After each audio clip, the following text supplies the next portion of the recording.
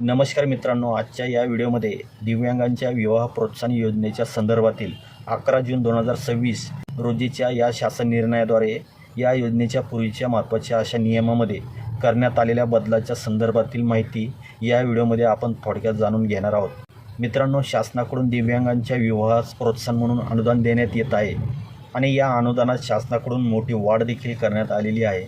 यानुसार दिव्यांग अव्यांग विवाहासाठी 1,50,000 रुपये तर दिव्यांग विवाहासाठी 2,50,000 रुपयाचे अनुदान या विवाहकर्त्यांना शासनाकडून देण्यात येते.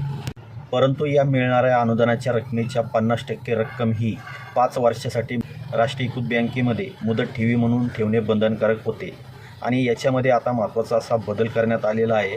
या बदला 11 जून 2026 रोजी एक JR निर्गमित करून मंजुरी देखील देण्यात आलेली आहे. हा बदल पहा. या ठेवीच्या रकमेमध्ये आता घट करण्यात येऊन एकूण रकमेच्या 50% रकमेऐवजी आता फक्त 25% रक्कम ही त्या दाम्पत्यांना राष्ट्रीयकृत बँकेमध्ये आता फक्त 3 वर्षाकरिता मुदत ठेवीमध्ये ठेवावी लागणार आहे.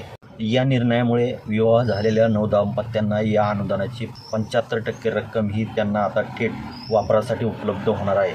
हा निर्णय दिव्यांगांसाठी अतिशय उपयुक्त व दिलासादायक असा आहे. यामध्ये मुख्य कार्यकारी अधिकारी जिल्हा परिषद यांच्यामार्फत अनुदानाची ही रक्कम लाभार्थी पती-पत्नीच्या संयुक्त बँक खात्यामध्ये DBT प्रणालीद्वारे जमा करण्यात येणार आहे. या शुद्धीपत्रकानुसार फक्त मुदत ठेवीच्या रक्कम व कालावधीच्या नियमामध्ये बदल करण्यात आलेला आहे. योजनेच्या अटी व शर्ती या सर्व 18 डिसेंबर 2025 च्या JR नुसार असणार आहे. तुर्तास धन्यवाद.